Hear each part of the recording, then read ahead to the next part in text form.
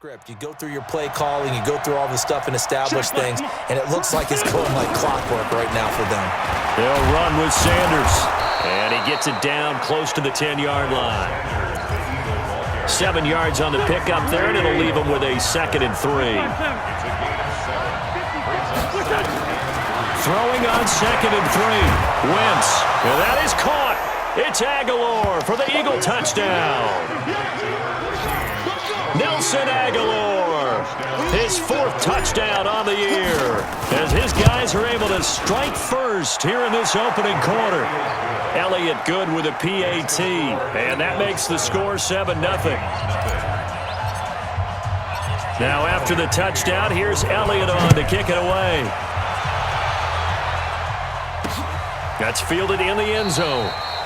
And no run back here. This will be a touchback, and it comes out to the 25-yard line. And now out comes Minnesota, and hoping to do better than they did their last possession when they punted the football. Appeal to the vanity of your offensive line. Tell them that they control your fate. Leverage guys. Win the line of scrimmage. If you do that, you start to win first down. You win second down. And guess what? You start accumulating first downs, and that's what they need in order to not punt the ball again. A short gain here, maybe a yard to the 29. I think defensively you're okay with that. Here in the first quarter, he's going to get some catches, but they rallied to him quickly. And that's what you count on, and I like what you just said. First quarter, can you do it all game long? They catch it, you tackle them, they go down on the spot. Because when you're able to do that and you don't give up big chunks of yardage after the catch, now you put the offense in a position where every series they have to work hard to pick up first downs, and you tend to stall them out when you do that. A little bit of space there for the first down run, as that's going to get him about 5 yards. There are the numbers for Cook from a week ago. 19 carries, 70 yards, and a touchdown. And when I watch them operate, I see a unit that's playing with extreme confidence. Offensive line, tight ends, wide receivers. You see a group that wants their number 8 rusher in the league end up being in the top 5 before it's over. A second down pass play there, but it's incomplete. The beauty of being able to play a zone defense when you can sit back and see the ball coming out of the quarterback's hands, guess what? Creates a lot of confusion, kind of a muddle in the middle of the field where you go make a play on the football. And this is Cook with a grab. It's a 4-yard pickup, and that'll bring up 4th down. So much about offense is what you call hidden yardage. You know, you throw the ball to someone, they catch it, and then they can make a big play. You know, they create a play, run after catch. They did a really nice job there of limiting that and keeping him from a first down. Yeah, stopped him in his tracks. The Eagles offense set to begin their next drive. They'll be looking to duplicate that first drive, the one that got them that 7-0 lead. Of course they would. I mean, look, they're on the road. So getting the 7-0 lead was huge for them, right? Imagine getting up 2 touchdowns on the road, taking the crowd out of the game. It'd be ideal. And he'll be upended after a gain of 5, up to the 25-yard line. One thing to keep in mind, partner, especially in the second half, when you've got a running back of this size, of these dimensions, I can just tell you, attrition does set in for a defense because you're excited about hitting him in the first half, maybe not so much in the second half, and some of these shorter gains turn into bigger runs later. Here's a 2nd and 5 now from the 25.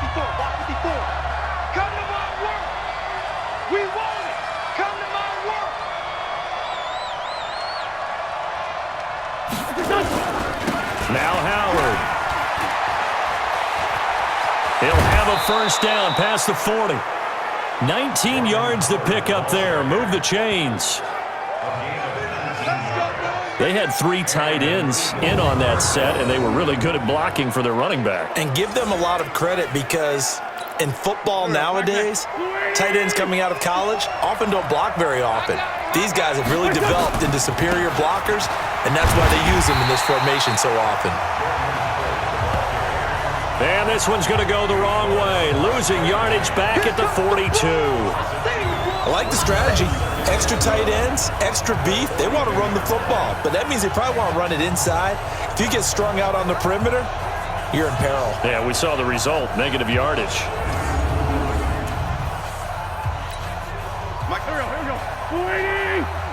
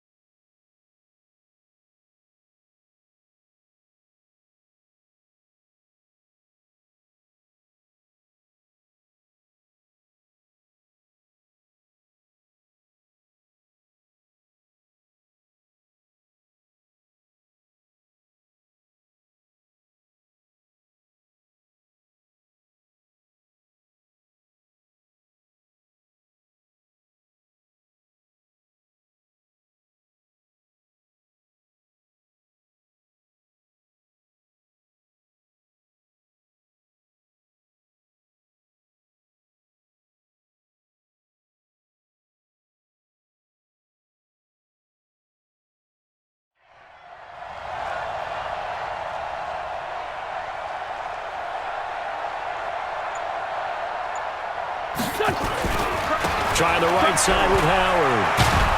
And he'll take this for about 4 up to the 46-yard line. And that's one of the reasons you like to blitz even on run downs. It confuses the blocking assignments. It doesn't allow those offensive linemen to get up to the second level. On third down, they turn to Sanders. And he'll get this up near midfield, but that's still a few yards shy of the first down. That'll be good for 6, but now it's 4th down. I think we can safely say that those types of plays are the backbone of this offense. We know not every run's going to be a big hitter, but you know they'll take that type of result on each and every attempt. Flushed out right. And this is going to be caught, but they'll say out of bounds. So it's incomplete. Offense. So they will accept the penalty and move forward. That's it, baby. We're going to work.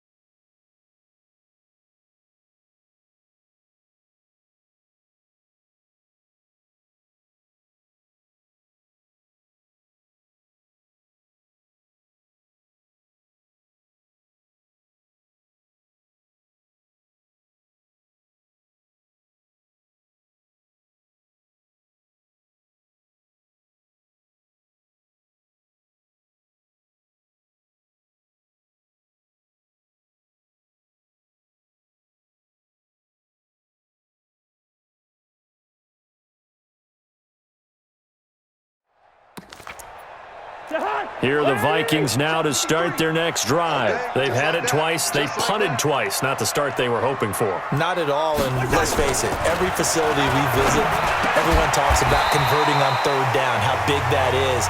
In this situation, they've had to punt it away twice, so they're furiously going over things on the sidelines. What do we need to do to pick up a first down and change our momentum? 2nd and 5 after the 5-yard completion on first down. Now left side, a completion to his tight end. And he'll be brought down, it looks like right at the 40. 7 yards there and a first down. And the tight end is certainly a position built to move the chains because they can control space underneath. If they've got good hands, then of course they're a dynamic target. But one other thing is they're right in the sight lines of a quarterback on just about every play. And that makes it easier for the quarterback to pick him out and deliver.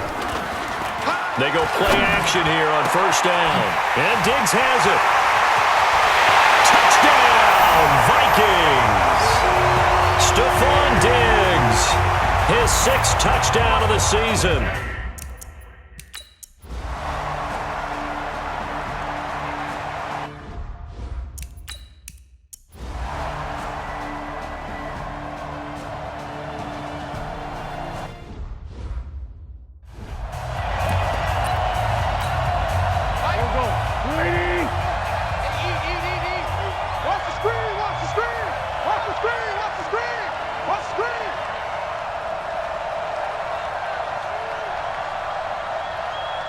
On first down, Wentz.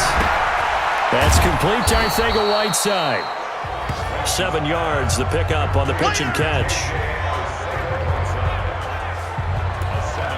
Good throw, good catch, but I really like the route. The drag and being able to run away from defenders, hard to stick with them for that long. Yeah, better against man than zone, or? Better against man, because now you're running away from someone and you're not running into a defensive player in another zone. This is Howard on second down. And he got blown up. Losing yardage on the play back at the 44. He lost 4 there, and it's third down. I know when I was a kid, I always got real excited when I saw those lateral-type runs. But the best backs that made it happen, they put a foot in the ground and just go. That didn't happen there. That play got swallowed up.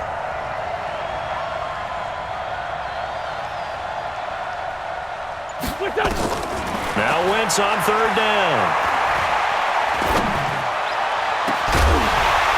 And that'll wind up incomplete. Bold play call there. Now it's fourth down. This defense was definitely alert to the possibility of the deep ball, and they were more than ready for it. They've got the lead, fourth quarter. Maybe can expect more passes like that downfield. Here's Cameron Johnston now, as he'll kick it away for the second time.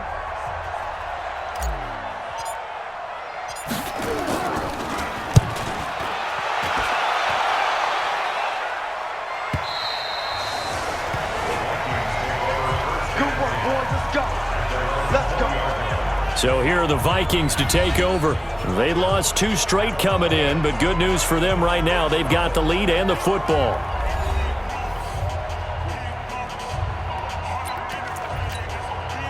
Cousins and the Vikings with a 1st and 10 at their own 20-yard line. Cousins. And that is incomplete. Showed off the arm strength there, but to no avail. Second down. After the incompletion, here's 2nd and 10 from the 20. Cousins gives way to Cook.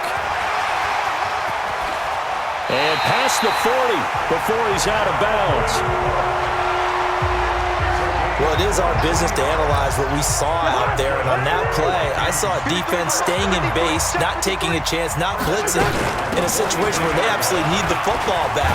That's either a case of overthinking it or not thinking it through. If you do blitz, do you have to be careful about where you're coming from, or are you just coming from all angles? You have to be careful about where you're coming from, obviously, but at this stage, you have to take a few chances as well. Now a play fake here on first down. Nowhere to escape, and he goes down.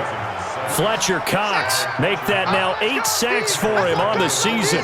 Well, someone's closing in on the league lead in sacks. He came into the game in the top 5. Now you add 2 more to his total. Got to imagine the pass rush will be equally intense here on second down following the sack. It's 2nd and 18. Now, meanwhile, here's a second down throw that's knocked away and incomplete. Nigel Bradham, the linebacker, right there on the coverage. An incomplete pass on that last play, and that means they'll need to come up with something here on third down. Now, meanwhile, a pass that should have been intercepted, but it winds up falling incomplete. Critical play in this football game, because if they pick up the first there, that clock keeps rolling. Has to be a little frustrating for them because they know that if they pick up a first down there and continue to eat away at the clock, really increases their chances of closing this one out. Now they're likely going to have to give the football up and sweat it out on the sideline. Here's Britton Colquitt now. He's been terrific so far. And he gets it away, a directional kick going toward the sideline. And this is going to be ruled out, I think, just inside the 20. Yes, it will. Side judge calls it at the 19-yard line. Wentz and the Eagles now with a 1st and 10 at their own 19-yard line. From the gun, it's Wentz. Now a clash of bodies here, and it's intercepted. Picked up by the newest Eagle, Andrew Sendejo. J.J.